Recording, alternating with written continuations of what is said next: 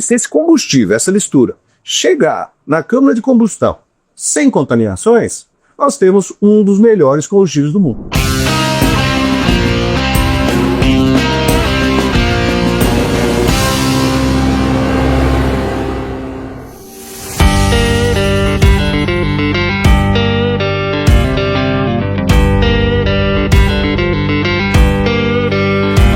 Ei, estamos aqui com o Marcelo, como é que tá? Tudo bem, não? Tranquilo? Graças a Deus. Rapaz, faz tempo a gente tá marcando essa conversa, que bacana você receber a gente aí. 2 anos, né? É?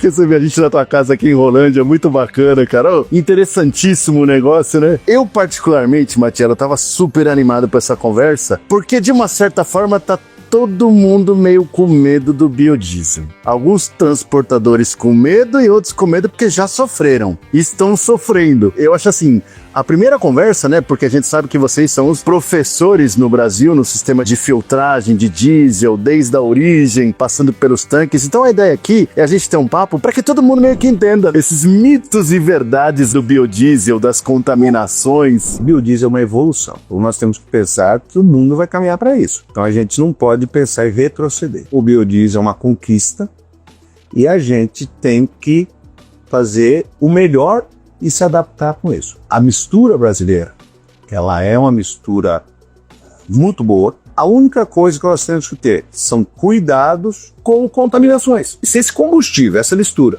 chegar na câmara de combustão sem contaminações, nós temos um dos melhores combustíveis do mundo. É simples, é só não ter contaminações. E as contaminações, elas ocorrem onde? Nos transportes, nos tanques de armazenamento, na bomba. Ela vem ocorrendo no processo. Existe um estudo que diz que da refinaria ao consumo, o combustível ele passa por mais de 8 tipos diferentes de reservatórios. Então é onde ocorrem algumas contaminações, formação de água, que gera a formação de moa, que gera os ácidos, que gera os entupimentos, mas a gente tem a solução para tudo isso. Só para entender, porque o problema da água no diesel, por ser higroscópico, sempre meio que existiu, né? A novidade é que o biodiesel tem aquela coisa da criação da borra, né? Nós tínhamos o enxofre no diesel.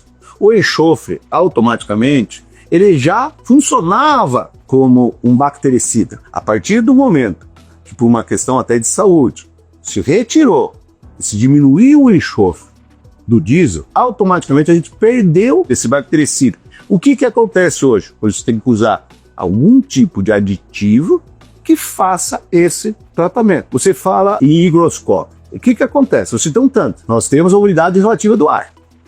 O tanque, para o combustível sair, ele tem que ter entrada de ar.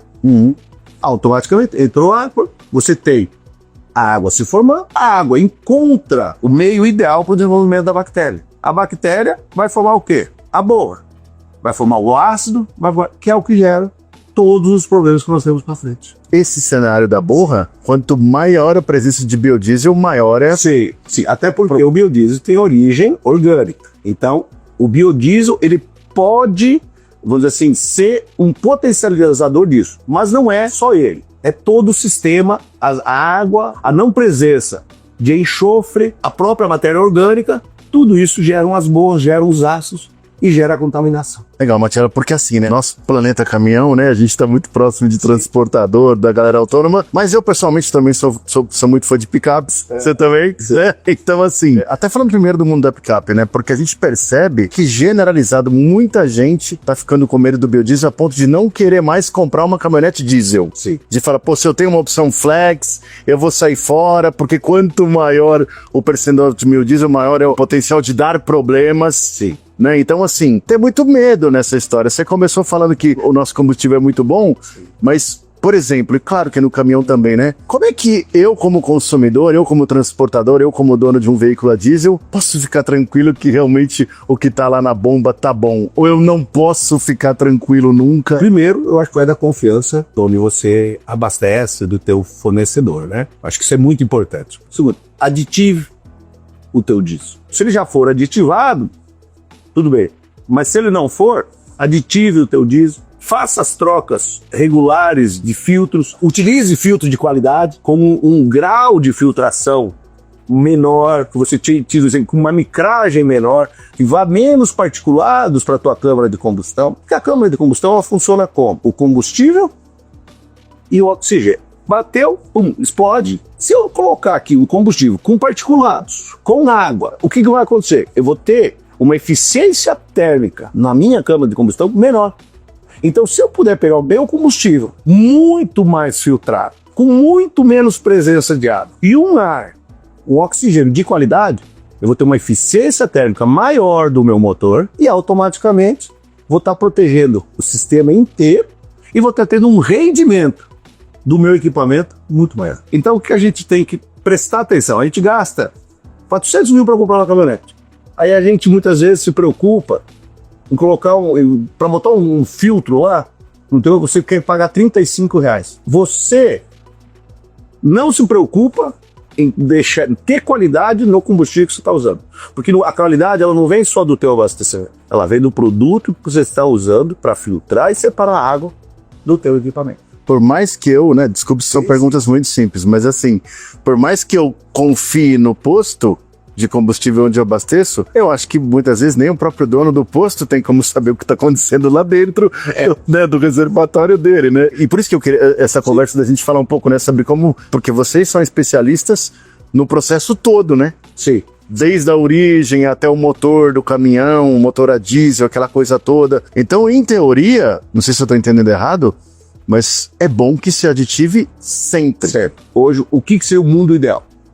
O mundo ideal é que quando o caminhão chega para descarregar no posto, se faça um recebimento já com uma filtração de excelência e com separação de água e retenção de partículas e para se jogar nos tanques. O ideal é que aquele teu produto que está lá no tanque, ele não fique lá decantando. Ideal que ele recircule, passe por um sistema, você pega lá de baixo, puxa, passa por um sistema de filtração e devolve ele para dentro do teu tanque continuamente. Nós temos essa tecnologia. Isso estou falando só no setor, no posto. Só no posto. E antes de você, lá no final, antes da bomba, que a bomba é antes do tanque do cliente, você tem que ter um filtro que vá fazer o polimento. Você já filtrou ele em 2 lugares. Você vai fazer o polimento dele na hora de entregar para o cliente, separando novamente partícula. Mas se eu já fiz lá atrás, por que eu preciso fazer de novo?